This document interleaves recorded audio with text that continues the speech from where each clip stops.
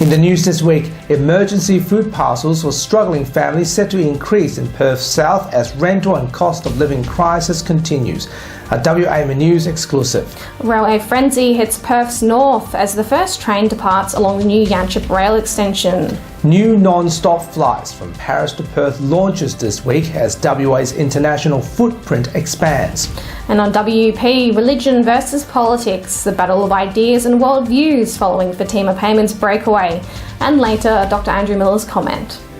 This is The Evening News with Ivan Loon and Maliva Thorne. Good evening. A top op shop in Perth's southern suburbs reports a surge in emergency food parcels for struggling WA families as the cost of living crisis bites. With a projected of almost 20% rise to more than 16,000 if the rental and living cost squeeze persists.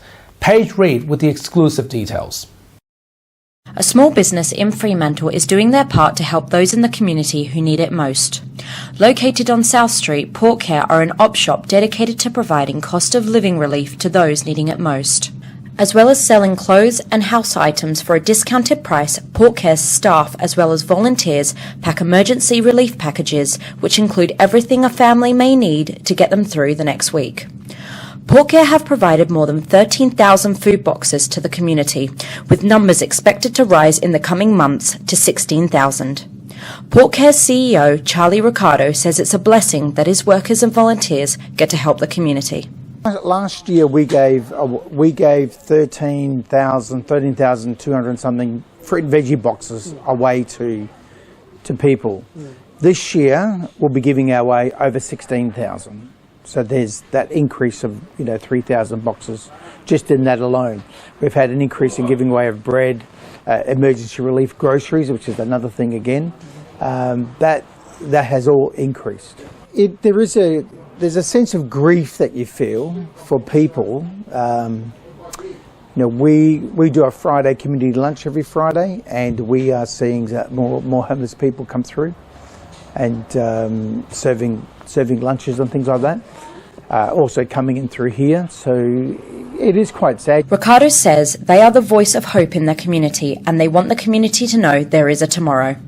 Noel is one of the many people PortCare has helped over the past few years get back on his feet. Noel says PortCare and Charlie are a godsend for him and give him a purpose every day to keep moving forward. They make me keep my sanity. Charlie talks to people like they're human beings, and the staff are wonderful here. Absolutely wonderful. We're all volunteers. 90% of us here are volunteers, and we work hard. We keep people fed, and we keep the love coming out of here. Noel says the community here at PortCare is something he is proud to be a part of and something that is very dear to his heart. Ricardo says he is relieved that the work PortCare is doing is able to give families a second chance. Paige Reid, WAMN News. Perth's rail commuters celebrated the new Yanchep line extension today with the first train journey just before 9 a.m. this morning. To mark the special occasion, community fairs were held at Alkimos, Edgelington and Yanchep stations, with train services every 15 minutes from Perth. Premier Roger Cook and Deputy Premier Rita Saffioti joined other VIPs to take the first ride. Extension to Yanchep, which includes 14.5 kilometres of rail, new train stations at Alkimos, Eglinton and Yanchep, is a key commitment of my government to transform the way we live and move around the great city of Perth. The Yanchep extension was part of our original ideas that were conceived around 2012. We recommitted to it in the 2017 election and got on with delivering this rail line. Work commenced in 2019, and today, thanks to the hard work of 1,300 workers, we can now celebrate the opening of the Yanchep line extension. With Metronet continuing to expand, what will it mean for Perth's future in public transport? Here is Peter Kennedy's look back on WA's rail history.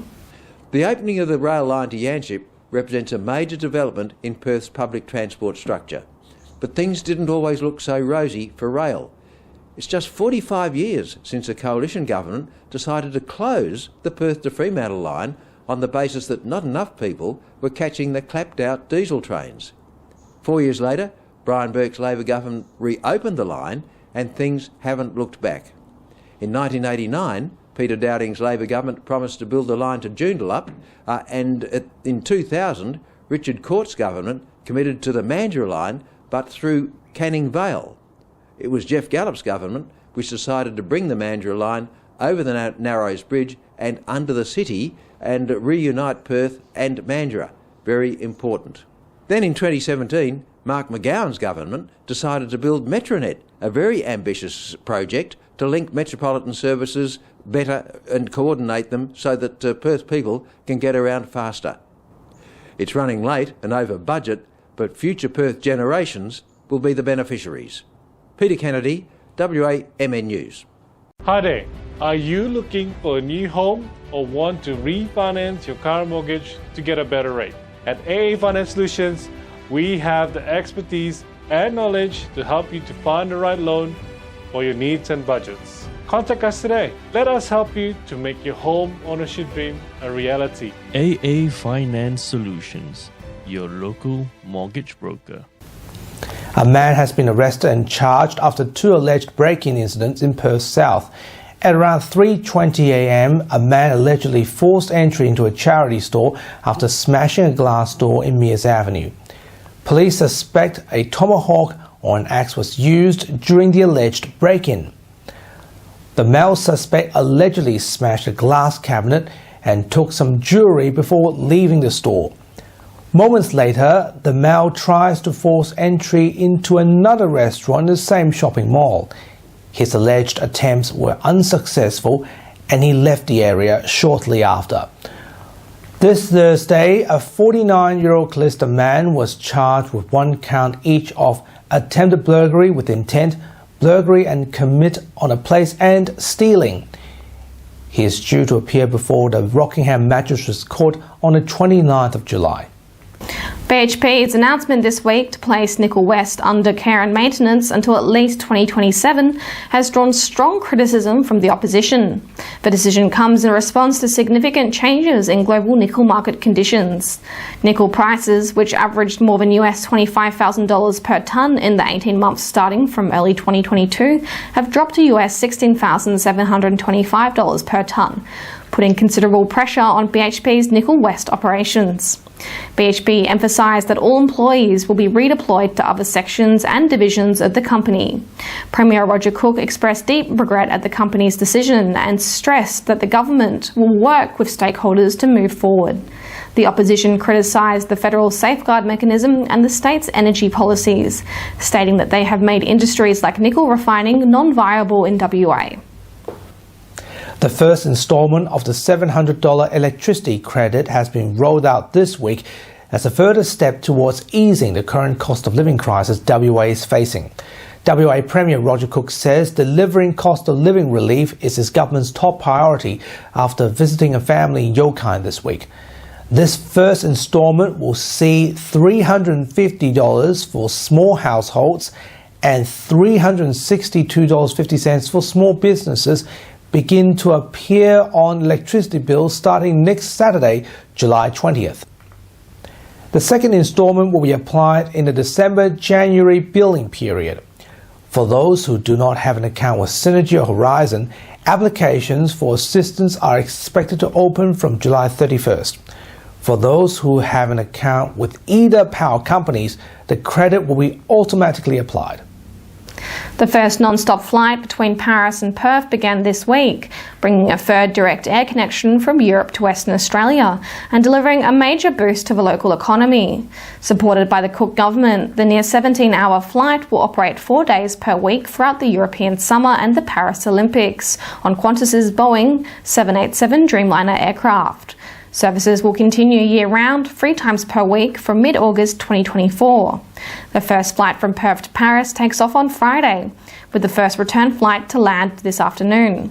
The flight will be the second non-stop connection between continental Europe and Perth secured by the WA Labor government, alongside Qantas's services to Rome, and builds on the existing direct link with London. Perth-Paris, 17 hours and 25 minutes. Paris-Perth, 16 hours and 25 minutes.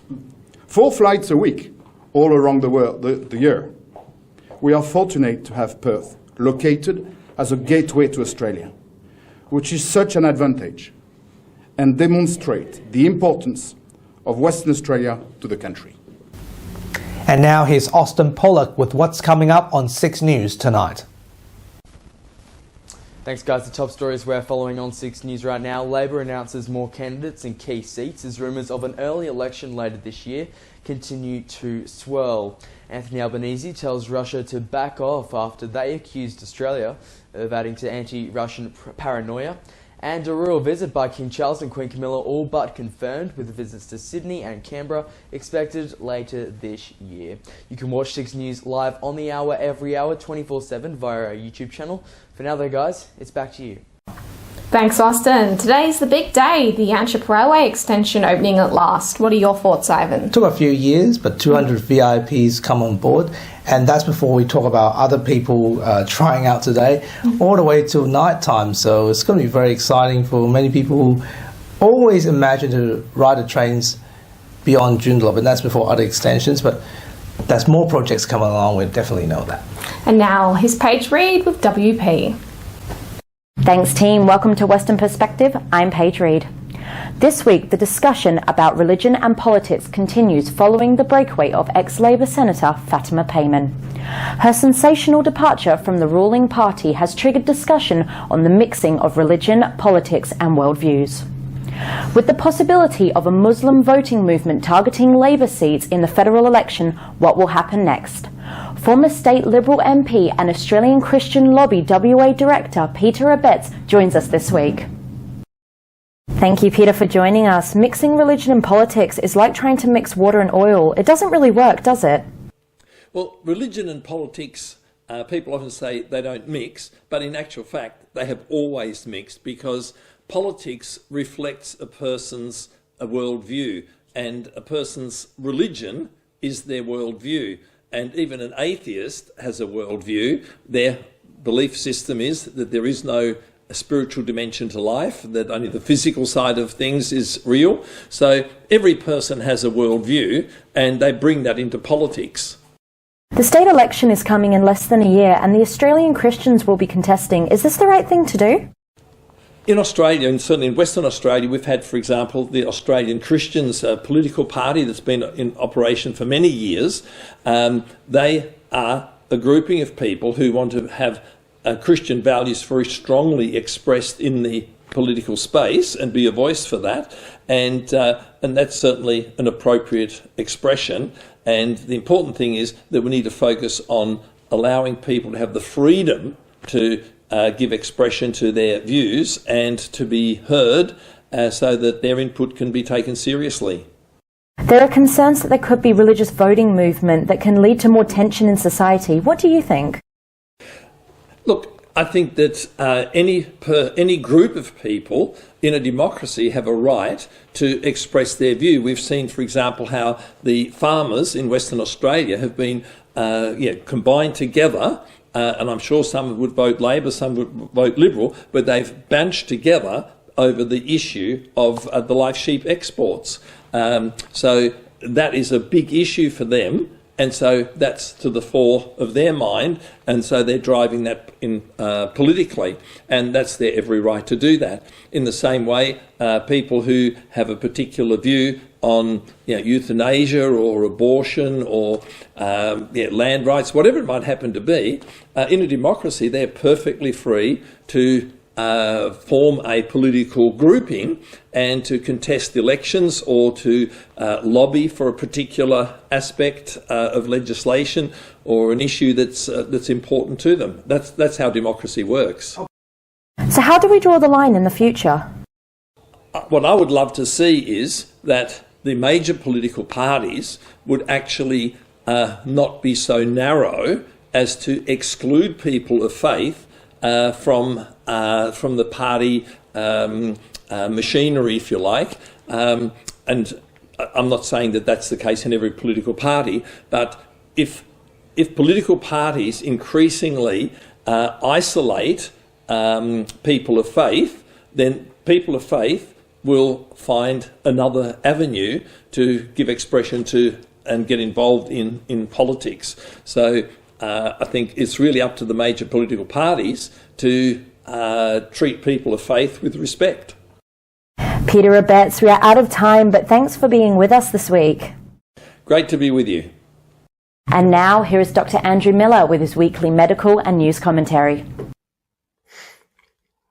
Hi, thanks for your time. In the last few days, the West Australian Government has released a campaign to try and improve rates of immunisation for the diseases that are on the National Immunisation Program. The problem being that they've left out COVID, and in 2024, we know that there's been about 1,785 deaths, unfortunately, from COVID in Australia. Those are the ones that we know of where testing's actually been done. Whilst there's been about 1/10 of that, 10% for flu and also for things like RSV. So COVID, even if you add all the other diseases together, is still causing more mortality than all of them combined. Therefore, it's really strange that a government is not recommending, along with the other diseases, for people to be up to date with their boosters. It's really important that people are up to date with their boosters. And maybe this is because it's not on the National Immunisation Program like it is in the USA and in Canada and in other places for children to get immunised against COVID. So we really need to be putting pressure on politicians, saying we're seeing increased, a study out of Sweden recently, increased rates of diabetes, type 1 insulin requiring diabetes in children following the COVID pandemic, where of course none of the children were vaccinated. So we need to avoid that situation being replicated in Australia. We need to advocate strongly to protect our children and point out to governments that it is really the end of a ridiculous pathway if you're trying to improve community awareness around something like influenza, which is causing 1/10 of the devastation in terms of mortality, and even less than that in terms of long-term effects in the survivors than COVID's doing. If we're going to treat COVID like every other disease that's out there, we need to take it seriously. We need to stop worrying too much about the politics of the circumstance. We need to forget about the noisy anti-vaxxers. We know that Australians are more than willing, if offered a good reason and a good vaccine, to roll up their sleeves. We saw vaccination rates well in excess of 99% around the country, because people will do the right thing if you ask them to do so. And in return, the government should be doing the right thing, not trying to do just whatever they happen to think is popular according to focus groups, and certainly not ignoring a disease that is still causing so much devastation in our community and around the world. Thanks for your time. And that was Dr. Andrew Miller. And that's Western Perspective for this week. We'll be back again next time. But for now, back to you, team. Thanks, Paige. And that's our weekly news and current affairs. We have the latest news on our website, wamnnews.com.au. Remember to subscribe to the WAMN Extra News Club so we can continue our work in the community. Full details on wamnnews.com.au/news/extra. From Melly, Paige, Peter and myself, wish you good health, good night. See you next Sunday. Thanks for watching.